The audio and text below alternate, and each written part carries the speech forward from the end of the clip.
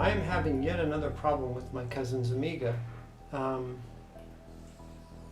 It started off by just not being able to press down on the controller, but can't push down on the controller, and when you push right, it goes at a down right angle. So it seems like there's a short or crossed over trace or something. And now, and the motherboard was working perfectly like this, laying on the anti-static mat, and then when I put it back in the case, the down wouldn't work.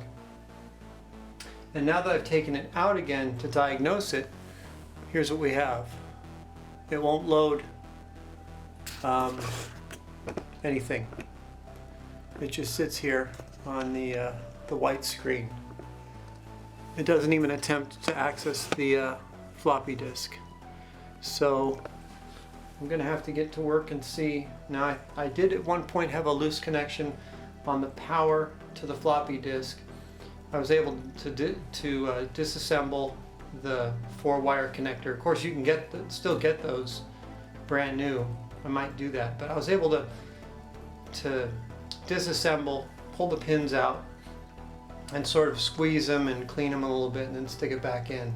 I don't believe that's my problem, but I did reflow the connection for the floppy power, and I reflowed the joystick port to try to get it to work. That didn't help it, but after I did that, now I can't get the thing to boot at all. So it looks like I need to figure out what's going on. Okay, so here's what's going on. I was able to get the problem to be worse, to actually get a glitchy screen by pushing on the motherboard in this area, especially if I lifted it up and pushed on Agnes, or in this area. I would get a guru.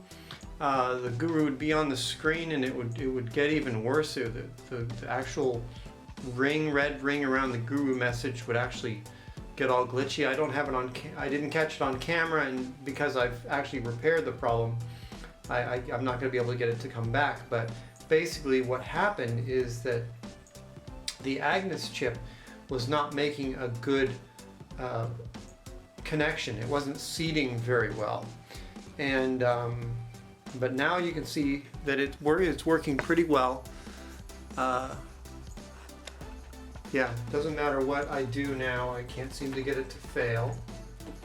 So I'm gonna get the microscope out and show you exactly what it was, where it was that I was having the problem, and how I fixed it.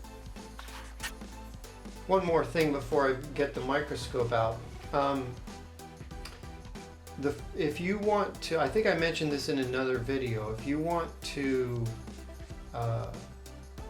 resolder or reflow the connections on your Agnes socket, your PLCC socket, absolutely remove the Agnes first.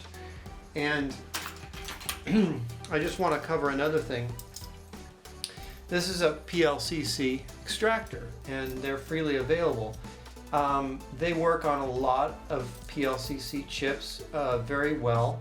However, in my opinion, they do not work very well on the Amiga Agnes because of the way that the thickness of these tines, these little grabby arm things, do not match the width that is on the corners of this Agnes, and the slot that it fits into is too wide, which causes the PLCC extractor to move around. And when you pull, I've actually ruined an Agnes chip by simply putting it on there carefully. When you press on this extractor, it automatically locks them in, let me see if I can get this better focus on this. It locks itself into the chip by putting tension on it, and then you can lift it up or wiggle it or whatever. But the problem is that it just seems like the socket wasn't very well designed. You know, if somebody could just make a PLCC extractor that had a double thickness with these little hooks, then it would simply make it so that it wouldn't move when you start to get the chip out. When it starts to come out and you're squeezing this thing, you just need to make sure that if you do use one of these, that you try not to squeeze it too hard, that you just gently squeeze it, or even, I don't know, even just use it to wrench out the corners, because this thing, when the chip starts to come out of the socket, this extractor has a tendency to move on the chip when it pops out, and it'll move itself onto one of the pins, and in my case, snap it right off. And because you can't get Agnus chips anymore, that really is not acceptable to me. So forget all that, in my opinion.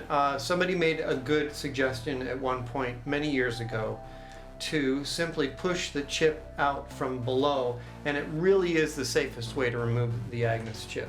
So I'm just going to show you.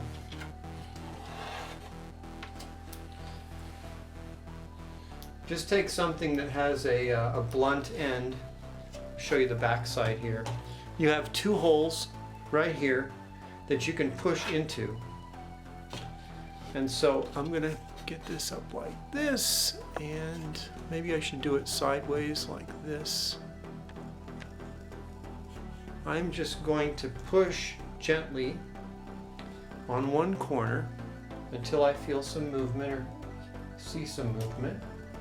Okay, the chip came out halfway, and then I'm going to put my finger on that part that came out and just stabilize it while I push on the other hole to try to get it to evenly remove itself. So now it's pretty much out. Yeah. This particular example of a socket is not very tight. And anyway, so absolutely, before you continue, before you reflow, this is very important. Remove the Agnus first, because if the Agnus is in there putting tension on the pins and you reflow, you're going to cause those pins, the tension in the pins is going to cause them to come out a little bit when you reflow their solder connections. I'll show you in the microscope how you can actually, it's not like the pins are really locked in there really tight. You can actually wiggle the pins from the underside with a soldering iron while you're reflowing it. You can actually get the pins to wiggle, and actually that is the key to making a bad connection or a tighter connection, would be to simply reflow, get the solder melted, and then push away from the center of the socket. The pin will snap back to a position, but it may be a little bit further at an angle outwards than it was to begin with. Thus, because we're on the other side of the board, that would cause this side of the board for the pin to push or get situated so that it's closer to the inside of the socket, therefore creating a tighter connection. And that's actually what happened, and I'll demonstrate that for you right now with the microscope, video microscope, and you'll be able to see how you can actually move the pins, and when you melt the solder, and you know, I'll give a good example of that. Okay, we're just going to use a soldering iron and reflow 3 of the joints as a demonstration. And as you can see, I melt the solder and then I push the pin away from the center of the socket. This is going to add just a little bit of tension, and of course the solder is melted, so the pin is going to be where it wants to be, but we're just making sure that it has the tension that it needs.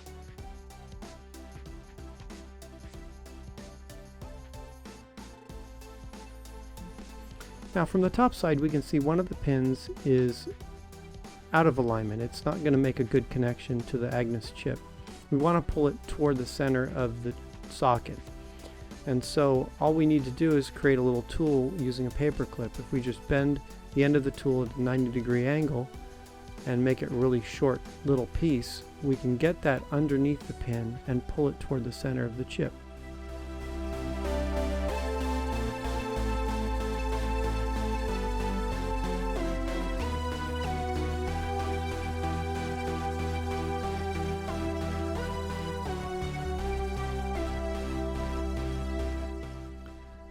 Although this will make a better connection than the way it was before, I'm not satisfied with the result, and I'm going to push the pin from the other side toward the center.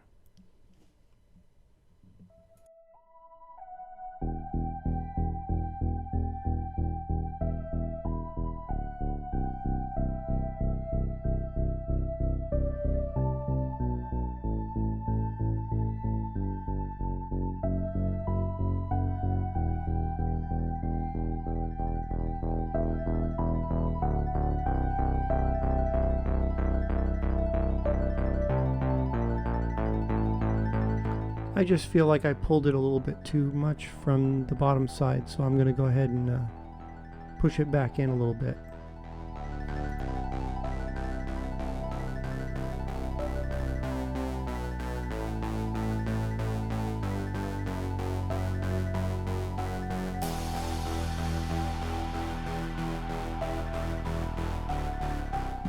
Now that looks a lot like the other pins. I scuffed the plastic up a little bit, but that's not structural, only cosmetic.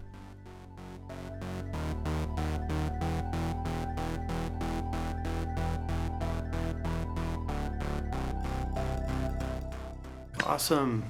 Okay. Got out of focus a little bit. So let's take a minute to discuss further the diagnosis that I used. It cannot be understated the technique of actually slightly bending the board to try to find faults. You want to be extra careful, but I took something plastic like a Sharpie.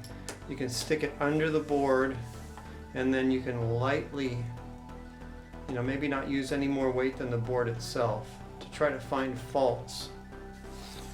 Or hold the board up with on the corner with your fingers and push down on various places. What I was getting was I was doing it right here, and I was looking at the ROM. I was looking at maybe one of the traces were bad, but then I started pushing on the corner of the Agnes when the board was flat, and I was just barely pushing on Agnes, and I was getting some distortion on the screen, and that pretty much told me where I should look next.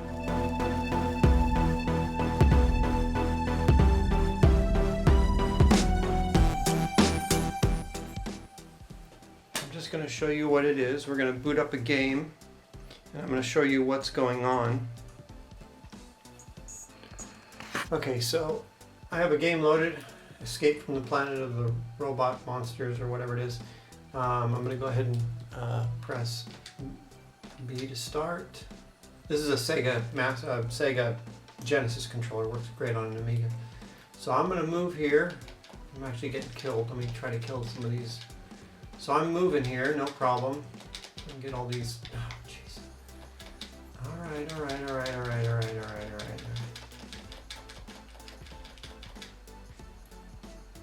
Okay, so here I am. I can move to the left. I can move to the right. However, when I move to the right, it goes diagonally and down.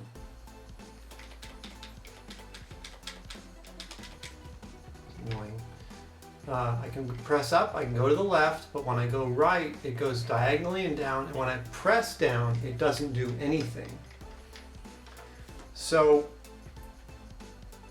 I need to diagnose why this is, and hopefully I think I'm going to start with, I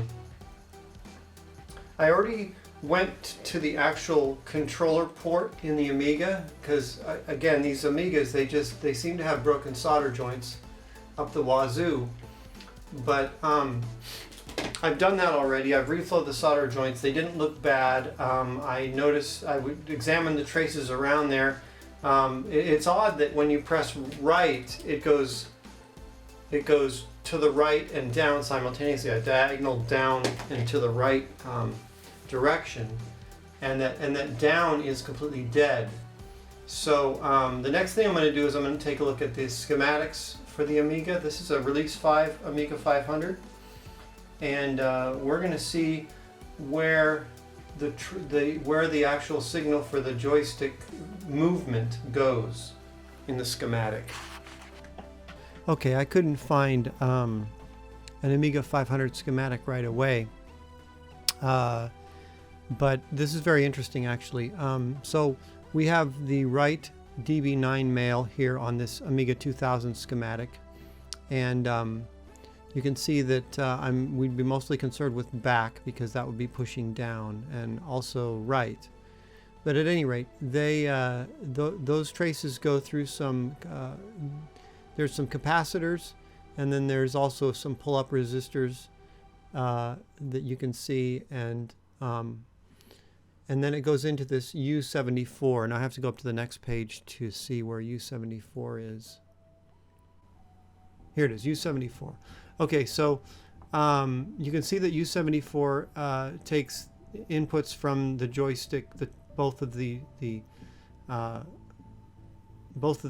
DB9 ports, and it comes out, and you know, this is a flow. It's not an exact schematic. It just sort of combines all of the signals into one strip of blackness of a line. And the first thing that I saw, and this was something that put me in the wrong direction, is that you know, we have an output going into U55, which is Paula.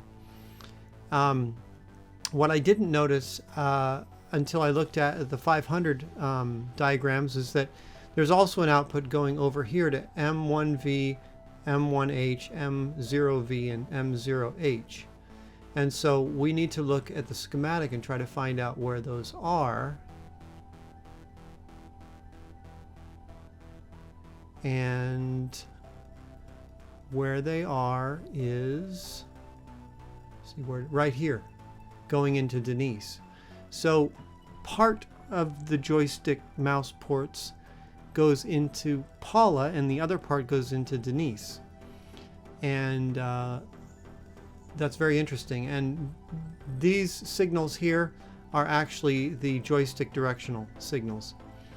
The pot, you know, when you look at something that says pot, you'd think that it is a potentiometer, and indeed it is. And of course, a mouse is an analog sort of thing, device, and it's taking the signal from the mouse, sending it to Paula. So as far as I can tell, unless if you think or if you know that I'm wrong, go ahead and post a comment about it. But Paula actually takes the input for the mouse, and Denise takes the input for the joysticks. So let's go down and find the Amiga 500. I actually did find it here. It's just at the end. Let's see. Yeah, okay, Rock Lobster. All right, so let's find the, yeah, I think it's up here. And, you know, they, in the previous schematic, the 2000 schematic, they sort of put it right next to Paula. So there's a lot of sound stuff on the same page as the joystick ports and mouse ports. In the A500 schematic here, they've combined it with the video because in this particular case they decided to draw it with the inputs directly into Denise. And the pot X and pot Y over here on the right going over to Paula. So you know, so if you look going this direction, it's coming out and going through again. That this is on a 500, it's U15 rather than 72 or whatever it was, but it's going in this direction. You see these are the 4 directional outputs, and we can go up to Denise and we can see them going right into Denise. So my problem is with the Denise, or some place between Denise and the actual joystick port. Now Denise is on the opposite end of the motherboard from the joystick ports, so that's quite a long way for traces to go. But based upon the fact that I'm pushing to the left, I'm pushing to the right, and it's going at right and a downward angle, I would say if it was just an absence of being able to press down, I would say that it might be a broken trace or a bad solder joint. But the fact that pressing right also does something weird, it goes down into the right, I'm thinking that it's something more logic oriented that's happening with it. So what I'm going to do is I'm going to replace the Denise. The U15, the 74LS157 is not something that is it's not soldered. It's soldered right on the motherboard. There's no socket for it. But Denise does have a socket, so that's an easy thing to switch out, and we'll see if that makes a difference.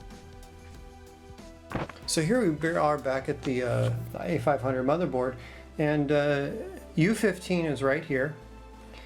And so I suspect, I mean, it could be some sort of problem with one of the other components. What are these? These say EMI. You know, I guess they look like diodes, but on the schematic they look like they're shown as capacitors. But then we've got capacitors here. Maybe that's them. I don't know. I didn't really follow the traces. I know that it comes straight from the joystick port in to these what look like diodes, but I'm not real concerned about those right now. If they were shorted or whatever, or they were not passing anything through, that would again not be a logic issue. So here's U15. So my problem, I believe, is either here, or and somehow it probably goes to the other side of the board, and then it goes all the way down to Denise. And so now this is a Denise that I had used before, and I thought it was good. But let's swap it out.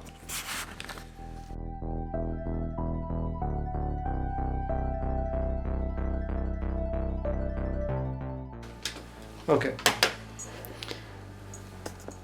Let's get back up to the screen here. Focus. All right. And zoom out a little bit so you can see the controller. All right. Start the game. I obviously have the sound turned off because it would be. Well, it looks like I can go down now.